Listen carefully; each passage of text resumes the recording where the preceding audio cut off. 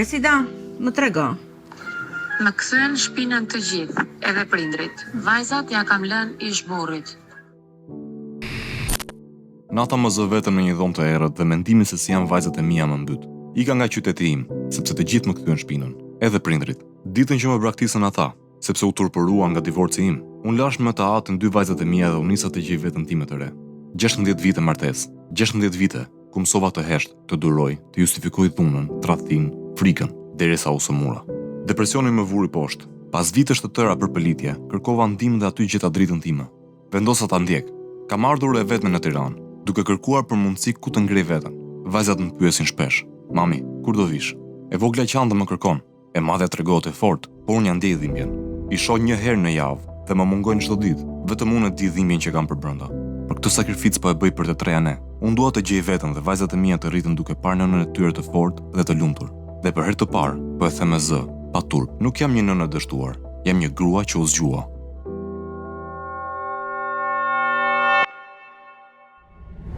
Kjo është historia e Marsidës, e cila pas 16 vitesh, dhunë dhe heshtje, ka zgjedhur të dalë nga errësira e saj. Kjo është seanca e parë për jetën që ajo po përpiqet të rindërtojë sot. Marsida, mirë se vjen në seanca e parë. Mirë se u gjeta. Si jeti sot? Sot ndihem shumë mirë. Jam shumë mirë, kam rigjetur vetveten. Është një rrugtim i gjatë, procesi i të rigjeturit të vetes. Sa kohë u bën praktikisht që ti je shkëputur nga vajzat e tua për të nisur një jetë e re? Një muaj. Një muaj. Një muaj është shkëputur nga vajzat. Si është për ty për herë të parë të jetosh vetëm? Çfarë ndjesie? Është ndjesi e bukur, ndjesi lirie, është një ndjesi që më jep shumë forcë, edhe mendimin e Zotit, po më jep një dritë që të mos dorëzohem dhe vetëm të vazhdoj. Është një muaj i parë, të duhet shumë kohë akoma të arrish aty ku ti ke synimet e tua, po kur thua kam rigjetur veten, çfarë konkretisht do të thuash? Më është dashur vite të rigjej vetveten, sepse e kam vojtur vite errësirën. Çfarë ka qenë errësira për ty? Depresion, ankth, që nuk arrija ta kuptoja se nga vinin, nuk isha informacion aso kohë, vendimi që kam marrë për të bërë divorcin, vendimi për të pranuar veten siç jam, për ta dashur veten fort, për të mos u dorëzuar, për të qenë një shembull për vajzat e mia. Në të gjithë këtë proces, çfarë të ka mbajtur më shumë peng? Fakti për të lënë pas familjen tënde? Apo mungesa e mbështetjes familjarëve të tu dhe këtu referojmë prindërve? Mungesa e mbështetjes, po, kjo ka qenë që më ka dhëmbur shumë. Të ka dhëmbur? Shumë. Vijon të dhëmb akoma? Më dhëmb, por e kam te kaluar pjesën më të vështirë. I kam falur. Patjetër që i dua prindrit, i dua njerëzit, i dua familjen shumë. Por thjesht kam vendosur të mbaj pak distancë. Derisa të rimarrësh veten. Derisa të rimarr veten. Për një muaj ti je në Tiranë. Profesioni yt është mësuese. Sa e vështirë ka qenë Tirana për ty? Është e vështirë, por jo e pamundur. E kam çarë terrenin të gjithën vetëm. Unë edhe Zoti. Ka arritur të sigurosh një punë? Po, aktualisht unë jam kamariere. Është një punë që më jep shumë të ardhura. Më ndihmon. Aktualisht më ndihmon shumë. Kam akoma rrugë për të bërë përpara. Ambicien e kam vizion të qartë, kam ëndra. Kur i kthesh pas martesës sënde, një divorc që ka kohë që është kryer në fakt, ndjen ndonjë pendes? Jo. Është jetuar ashtu siç ka ardhur. Të dhëm fakti që për të rigjetur veten tënde, ke lënë vajzat e tua pas. Përkohësisht i takon ato. Përkohësisht, patjetër, po.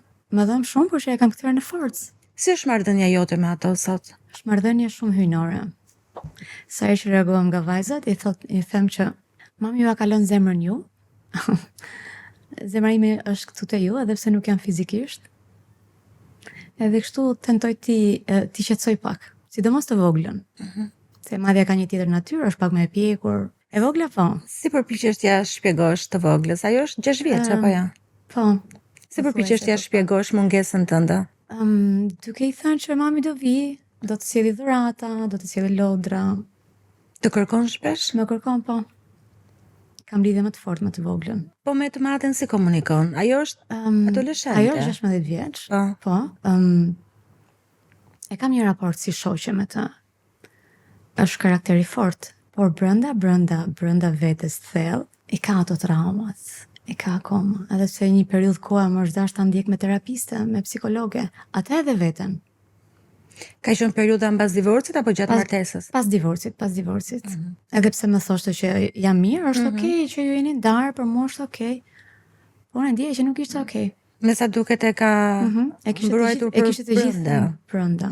Arrin të komunikosh sot me atë për faktin që i ke lënë te babi dhe ke ardhur këtu për të si jetë nga e para? Mund të them që sot janë shumë të lumtura, sepse i kam lënë me babain e tyre, edhe kanë një raport shumë të mirë. Ai është babai i mrekullueshëm, është fantastik si njeri. Pavarësisht situatës që na ka ndodhur ne, është njeri realisht shumë i mirë. Edhe kam arritur në një pikë që mund të them që jemi bërë shok për hir të vajzave. Dhe duke diskutuar, që e bëjmë shpesh, sepse edhe takohemi, themi që më mirë po funksionojmë kështu, sesa kur ishim bashk. Kur ishim bashk vetëm kishte debate, zënka në sy të vajzës. Të madhes sidomos. Edhe tani jemi më të qetë, më të lumtur dhe transmetojmë një energji shumë të mirë tek të dy tek vajzat.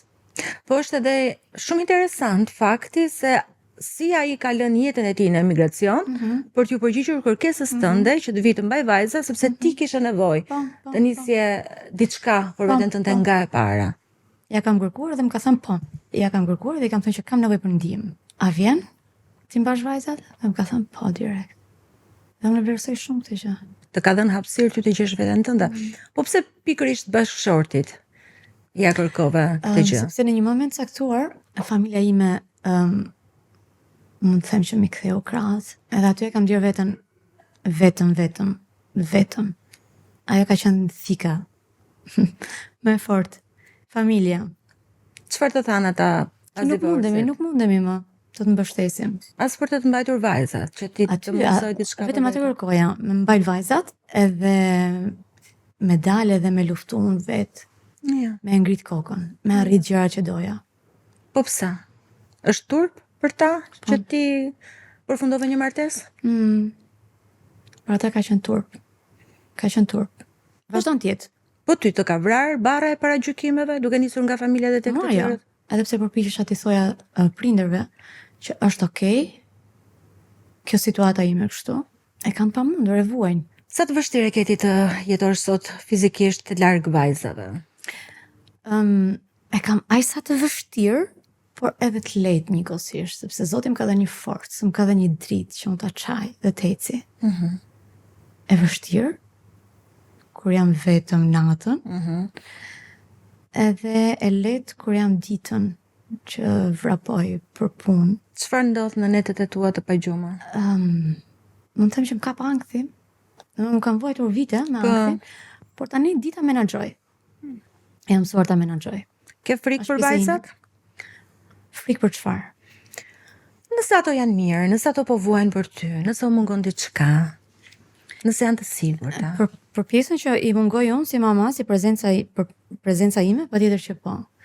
Nëse në pjesë të tjera jam e qetë, sepse jam e bindur që ai është Po, babai i dur që di të kujdeset për vajzat. Po, për mbajtjen e vajzave. E përmendë që në nisje të bisedës po duat që të ndalemi pak edhe ta kuptojmë pjesën që ti ke rigjetur veten edhe që ke dalë nga ajo faza e vështirë e errësirës tënde.